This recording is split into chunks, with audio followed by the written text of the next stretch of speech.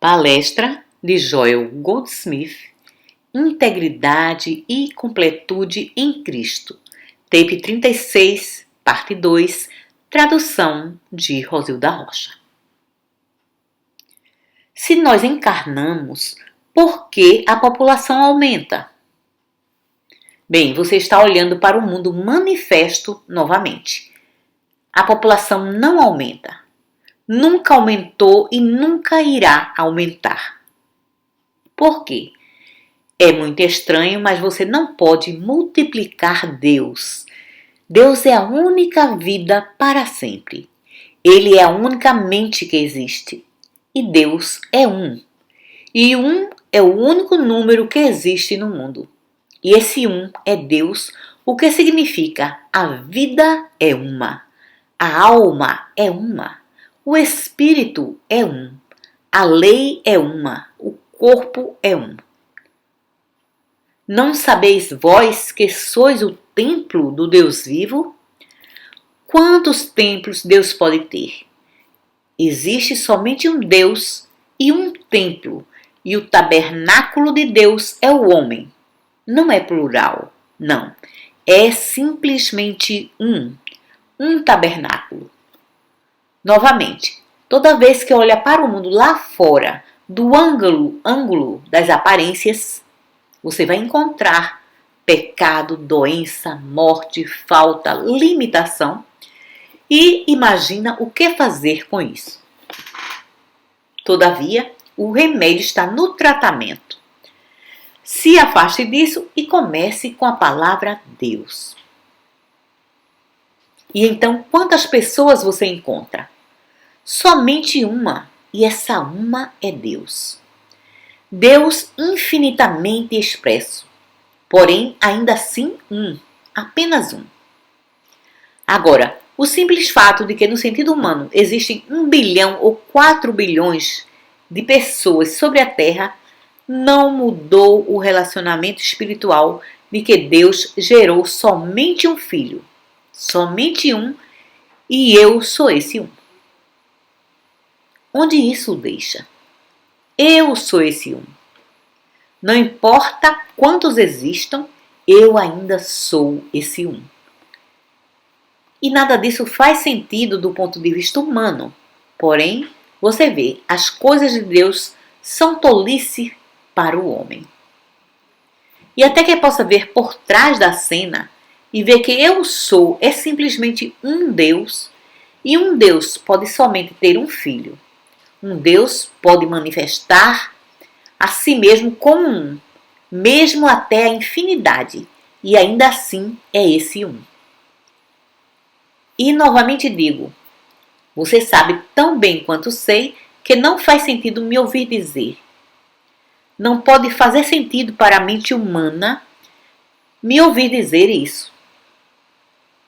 E assim, para que no reino material você possa perceber que Deus é um, é necessário intuição espiritual. Essa é a razão porque temos religiões com uma porção de deuses. Uma porção de deuses.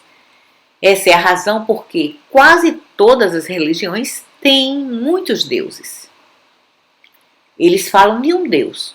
Porém, ó céus, a quantidade de coisas a quem eles oram é evidência suficiente de que tem mais de um Deus. Porém, o ponto é, existe somente um Deus. E isso deve ser entendido do ponto de vista do Espírito. Agora, essa foi a razão por que os hebreus foram ridicularizados por serem o único povo no Ocidente, o único povo que tinha um só Deus. Ninguém podia entender tal coisa porque você tinha um Deus diferente para o tempo, para o corpo, um para a guerra e todo o resto disso. E como podia ir a um Deus por todas essas coisas diferentes? De fato, quando o rei Akhenaton IV do Egito recebeu da Índia o ensinamento de um só Deus, ele captou essa visão e decretou que fossem destruídos todos os deuses nas terras de seu povo. e todos foram derrubados e jogados fora, e esse era o assunto do decreto. E todas essas estátuas dos muitos deuses, todos esses escritos dedicados aos muitos deuses foram destruídos. E ele decretou que as pessoas deviam ter somente um Deus. Bem, essa ideia se espalhou por alguns anos. Todavia, foi um pouco a mais do que as pessoas podiam aceitar, porque elas podiam pensar e achavam que um só Deus não podia lhes dar tudo o que queriam. E devia estar claro para todos que leva mais do que um Deus para satisfazê-los. Então, o rei foi expulso do Egito e não se ouviu falar mais nele até 20 anos atrás, quando seu sarcófago foi encontrado em algum lugar. E a partir dessa experiência veio o pai Abraão. Abraão, o pai do povo hebreu, porque ele foi companheiro do rei Akenaton IV, amigo do rei, e aprendeu com ele sobre esse Deus único. E quando essa revolta chegou e todos os deuses foram trazidos de volta, pai Abraão simplesmente pulou fora em tempo, provavelmente antes da festa de linchamento. E trouxe tudo o que aprendeu e iniciou uma nova religião, uma nova fé, com pessoas novas, e era a adoração a um Deus, onde temos o próprio primeiro Deus único aparecendo desde os tempos da Índia. E se quer saber o que aconteceu, tudo que tem a fazer agora é ler o Velho Testamento e ver o que aconteceu a Abraão, Isaque e Jacó, à medida em que pregavam sobre esse Deus único. E o mesmo era derrubado pelo povo. E o levantavam novamente e era derrubado até mesmo pelo seu próprio povo. Vão entender por que Moisés no deserto, procurando dar a liberdade ao povo e tudo mais, porém, no momento em que virava as costas, eles construíam para si mesmo um bezerro de ouro. Certamente, ele teve que voltar e quebrá-lo e trazer os 10 mandamentos com ele. Estava tão irado. Eu tenho estado por tanto tempo com vocês e eu vi aquele que é conhecido como o Deus único. Oh não, no minuto em que dava as costas, eles tinham outros deuses. É a natureza humana. Nenhum de nós poderia ficar satisfeito com aquilo que poderíamos conseguir apenas de qualquer coisa, de qualquer pessoa no mundo humano. Oh, nós teríamos que ter uma dúzia de todas as coisas e 2 ou 3 casas e 4 ou 5 carros e alguns iates, se tivéssemos recursos para isso. Porém, o ponto é realmente e verdadeiramente esse, que com a mente humana não existe tal coisa como satisfação, nem mesmo com Deus. Porque ninguém pode realmente e verdadeiramente conhecer Deus com a mente humana. E não existe qualquer conceito de Deus que satisfaça a uma pessoa. Mesmo se encontrassem Deus, teriam que fundamentá-lo com alguma espécie de insanidade para provar que o encontraram.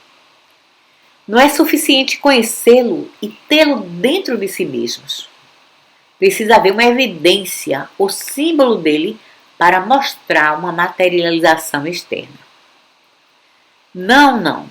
Deus somente pode ser compreendido através do Espírito. É necessário um certo grau de consciência espiritual para conhecer Deus. Porém, nesse mesmo entendimento, então, se você conhece Deus, você conhece a criação espiritual e o homem espiritual. E quando conhece, você não tem tal coisa como uma multidão de pessoas. Nem os tem morrendo e nem nascendo. Não existe tal tipo de reencarnação do ponto de vista espiritual.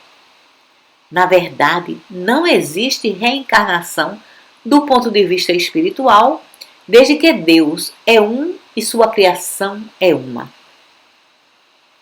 Porém, reencarnação no nível humano é onde nós vamos de um estado de consciência para outro. Morremos para o nosso ser anterior e renascemos para um novo ser. E fazemos isso novamente e novamente até ascendermos. E então, mesmo de acordo com o ensinamento de reencarnação, não há mais reencarnação. Bem, e assim é. Se compreender Deus do ponto de vista espiritual, verá que não existe multidão de pessoas, nem existe multiplicidade de vidas e mortes e renascimentos. Isso é apenas quando olha para a vida através do mundo das aparências, não do mundo espiritual. E penso que isso leva a uma outra parte desse trabalho que realizamos durante toda essa semana sobre a realização e demonstração da consciência do Cristo. Isso está em Mateus 25. Quando o Filho do Homem vier em sua glória, e todos os santos anjos com ele, então se assentará no trono de sua glória, e todas as nações serão reunidas diante dele, e apartará uns dos outros, como o pastor aparta os bodes das ovelhas. E porá as ovelhas à sua direita, mas os bodes à sua esquerda. Então dirá o rei aos que estiverem à sua direita: Vinde benditos de meu Pai, possuir por herança o reino que vos foi preparado desde a fundação do mundo. Porque tive fome e destes-me de comer, tive sede e deste-me de beber, era estrangeiro e hospedastes-me, estava nu e vestiste-me, estive na prisão e fostes me ver. Então os justos responderão dizendo: Senhor, quando te vimos com fome e te demos de comer? E quando te vimos com sede e te demos de beber? Quando te vimos estrangeiro e te hospedamos, ou nu e te vestimos? E quando te vimos enfermo ou na prisão e fomos ver-te? E respondendo o rei, lhes dirá: Em verdade vos digo que, quando fizestes a um destes meus pequeninos irmãos, a mim o fizestes. Em outra parte lemos: Se alguém diz, eu amo a Deus, a quem não vê, e não ama ao seu irmão, a quem vê, é mentiroso. E assim, a ideia de amor e serviço é talvez um dos fatores mais importantes na vida espiritual, na consciência do Cristo. Temos visto que um aspecto ou fator na consciência do Cristo é nossa habilidade de não ver ou julgar o homem como humano, mas, em lugar disso, testemunhar o Cristo como o ser de cada indivíduo. E também temos visto que, ao fazer isso, estamos colocando em ação a lei do perdão, desde que testemunhando o homem espiritual. Certamente, não vemos coisa alguma nele para ser condenado, criticado, julgado ou melhorado. E temos concordado que essa mesma consciência do Cristo compreende a natureza ilusória de qualquer característica do caráter humano que seja diferente do divino. E assim, o perdão, a habilidade de testemunhar o Cristo em cada indivíduo, esse é um fator ou uma atividade da consciência do Cristo. E sem essa atividade, não existe a consciência do Cristo, ou espiritual ou curadora. Agora, também temos visto que ao soltar o sentido pessoal do ser, o Cristo se torna o ser real. Em outras palavras, vendo o mundo como galhos, vamos dizer homens, mulheres, animais, plantas, todos os galhos, e compreendendo que todos estão conectados à videira, e a videira firmada, enraizada em Deus, você então capta a visão de Deus como a fonte de toda a existência, a fonte de todo o bem, a fonte de tudo aquilo a que chamamos poder de curar, poder de sustentar. E à medida em que olhamos para o mundo lá fora, Perdemos nosso sentido pessoal de medo ou dúvida, ou até mesmo de simpatia ou pena sobre o mundo. Os galhos, sabendo que cada um, através do seu contato com a videira, o Cristo do seu ser, a presença invisível, cada um está conectado com o Deus Pai. E, portanto, sendo isso corretamente compreendido, ninguém pode ter falta ou querer. Agora então, vendo isso, vemos também que não somos dependentes uns dos outros. Vemos que não somos dependentes de pessoa alguma, de lugar algum, de coisa alguma. Porém, nossa única dependência e confiança é no infinito invisível, na nossa identidade espiritual. E isso por causa desse contato com o Pai, o lavrador, certo?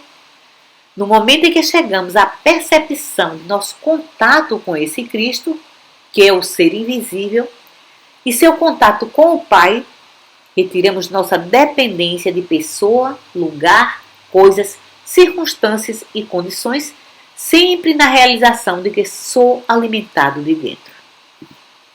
Ao fazer isso para nós mesmos e olhar para o mundo e compreender essa mesma coisa como sendo a verdade de todos, quando testemunhamos ainda pessoas dependentes, ainda em doenças ou pecado, ou desejo ou falta, nossa oração, o tratamento, é a realização de que a identidade espiritual delas as alimenta, cura, veste, por causa de sua identidade com o Pai ou o lavrador.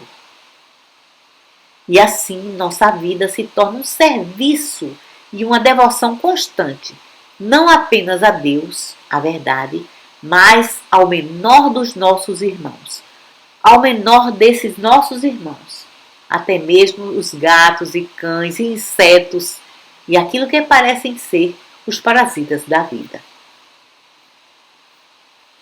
Agora chegamos ao assunto de serviço e devoção do ponto de vista de nossas obrigações e tarefas para com os membros de nossas famílias e ao assunto de serviço e devoção para com a comunidade, a nação e para com as pessoas do mundo. No plano humano, a mais elevada forma de servir é naturalmente através da benevolência. E no serviço da matéria médica, os médicos e enfermeiras do mundo. E também o ministério daqueles que ministram conforto à alma das pessoas, mesmo que não tenham ainda alcançado ao ponto de ministrar ao corpo. Porém, tudo isso é devoção e serviço. Quer sejam ministros da igreja hebraica, ou protestante, ou católico, ou católica, ou qualquer outra, a todo momento estão realizando a missão de devoção e serviço ao menor dos meus irmãos. E aqueles que estão engajados em trabalhos filantrópicos, quer com o fim de coletar e distribuir, ou com o fim de contribuir, eles também estão servindo no nível de suas consciências no serviço e devoção ao seu irmão. Para todos envolvidos em tal trabalho, existe uma certa recompensa que vem do sentimento de haver servido a seus irmãos e para alguns até mesmo o sentimento de servir a Deus no serviço aos seus irmãos. Isso é verdade, isso é bom e é como deveria ser. Entretanto, quando vamos para o serviço em nossa vida familiar, ou nossa vida de negócios, ou mesmo nossa vida comunitária, tendemos a esquecer que o serviço que realizamos uns pelos outros não é realmente uns para os outros, de forma alguma. Não é feito simplesmente pelo fato de estarmos casados com essa pessoa ou aquela, ou por simplesmente sermos pais dessa criança ou daquela, ou sermos vizinhos nessa comunidade ou membros de uma nação sob uma bandeira. Externamente poderia parecer que estamos realizando nossas tarefas e obrigações como simples obrigações nos relacionamentos humanos, Porém, não é verdade. Não é verdade.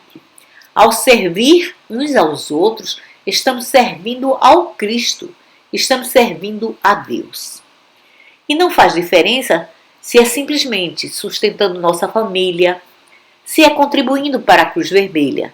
Porém, seja o que for, não o estamos fazendo como seres humanos para seres humanos. Estamos fazendo para o Cristo do ser de cada um. E ao Cristo deles, clamando ao Cristo em nós, e nós o realizamos. Agora, então, desde que creia que está servindo exclusivamente ao homem, desde que sinta que está simplesmente alimentando e educando e sustentando sua família, desde que pense que está simplesmente colaborando com seus parceiros comerciais ou outros parceiros, até então você está perdendo o ponto de que está deixando a si mesmo aberto à traição, ingratidão e a todos os males da natureza humana.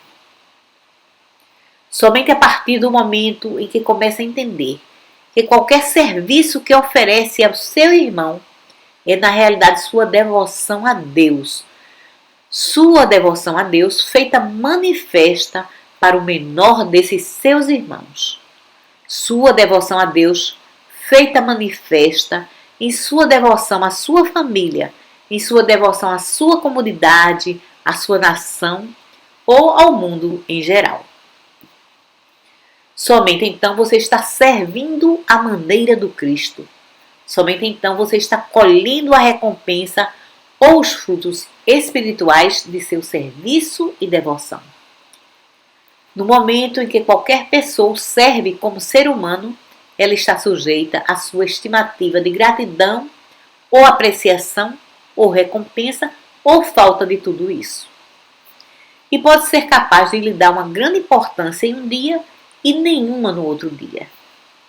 Entretanto, quando qualquer pessoa, ao realizar qualquer serviço para você, qualquer que seja, até mesmo a entrega de suas compras, se ela compreender que não está fazendo isso como um serviço ao homem, mas como uma devoção a Deus, como a devoção a Deus no homem, ou ao Deus que aparece como homem, ou a divindade no homem, ao Cristo no homem, irá descobrir isso, que não existe forma alguma debaixo do sol de você responder àquele indivíduo, exceto com amor, gratidão, apreciação, reciprocidade.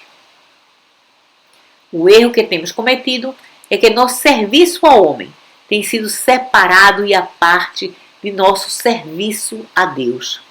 Em lugar de compreendermos que nosso serviço ao homem representa nossa devoção a Deus. Desde que, se você não ama o homem que você vê, você é um mentiroso. Por quê? Porque não existe Deus separado e à parte do homem. E assim, a única devoção que você sempre pode ter é a Deus. E essa é sua devoção ao homem. Agora então, não é necessário dizer isso a pessoa alguma. Pelo contrário, esse é outro de nossos pequenos segredos de sabedoria. Seja qual for o serviço que realizar, independentemente de para quem o realiza ou para quem o fez, compreenda. Não estou fazendo isso para você. Não estou tão interessado em você como você. Porém, isso representa minha devoção a Deus como você. Isso representa minha devoção ao seu ser divino. Então, realizo isso com amor, de boa vontade, generosamente, sabendo que é meu reconhecimento de Deus na terra, é meu reconhecimento do reino dos céus na terra. Não existe o reino dos céus exceto na terra. Então, não existe forma de alcançar o céu exceto através de alcançar o céu na terra. E a única forma de alcançar o céu na terra é servir a Deus na terra. A única forma de servir a Deus na terra é servir ao homem na compreensão de Deus como o verdadeiro ser do homem. Agora, Observe o milagre que acontece quando para de ser um ser humano fazendo o bem, quando para de simplesmente servir ao homem no nível do homem e começa a compreender por que eu serviria se você não fosse você. Desde que você é Deus manifesto, eu serviria mesmo se nunca o tivesse encontrado. Eu lhe daria o mesmo tempo, o mesmo esforço, a mesma alegria, a mesma partilha, quer o conhecesse pessoalmente ou não. Por quê? Porque esse partilhar representa minha devoção a Deus manifesto como filho. E assim é que você nunca poderia dar de seu tempo, seu esforço, seu serviço ou seu dinheiro a Deus sem descobrir que ainda existiriam 12 cestos sobrando. Somente quando pensa que está dando do seu ser pessoal e dando a uma outra pessoa que poderia ou não ser merecedor disso. Somente então descobriria que em dar você estaria exaurindo a si mesmo. Porque está pensando que está dando de si mesmo. Se deu dinheiro, você teria menos do resto. Se deu serviço, você teria menos tempo para si mesmo ou menos força.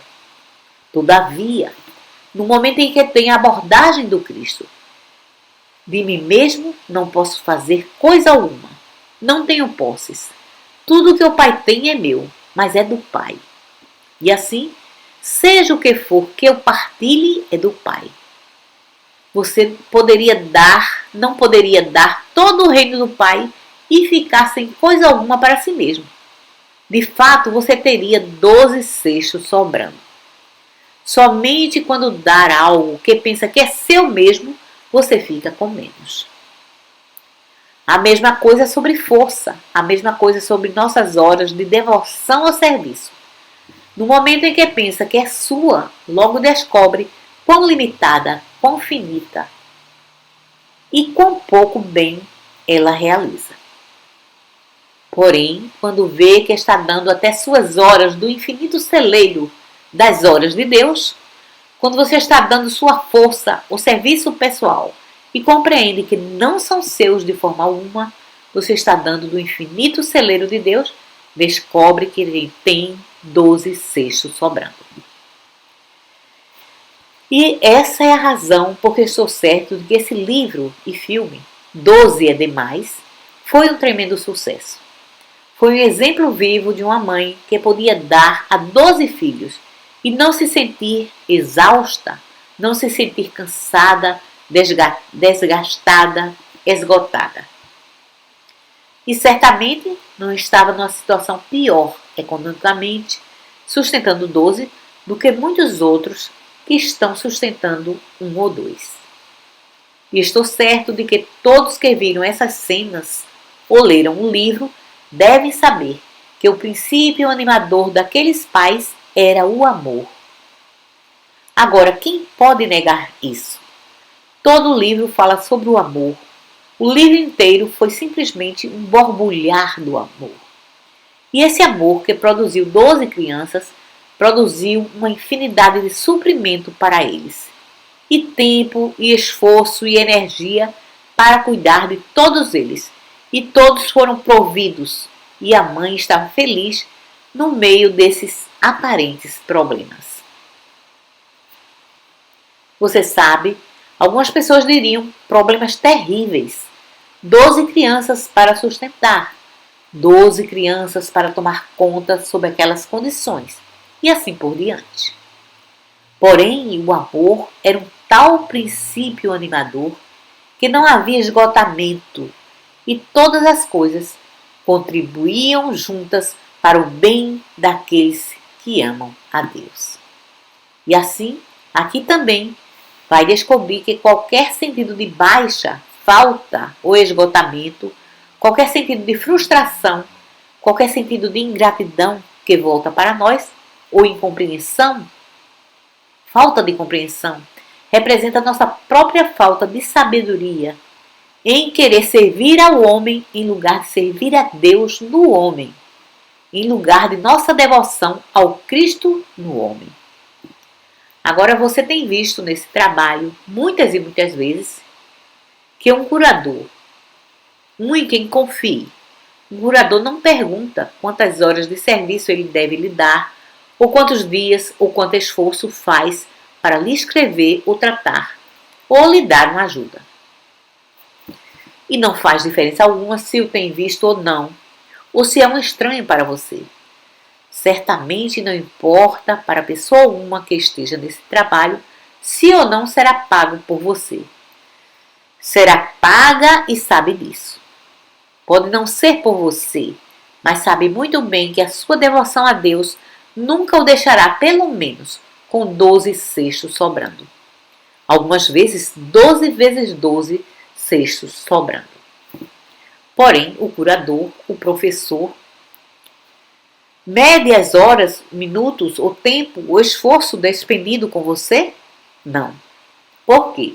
Porque na visão espiritual eles sabem que aquilo que estão servindo ou dando não é deles, mas de Deus. E então tem toda a infinidade para dar. E sabem que não estão fazendo isso para o homem cuja respiração está no nariz, porque o homem cuja respiração está no nariz nunca pediria ajuda espiritual. Não, nunca. É necessário que uma pessoa tenha entendimento espiritual para pedir ajuda espiritual e para apreciá-la. E assim, o curador nunca está servindo ao homem. O curador está sempre servindo ao ser de Deus. Obrigado.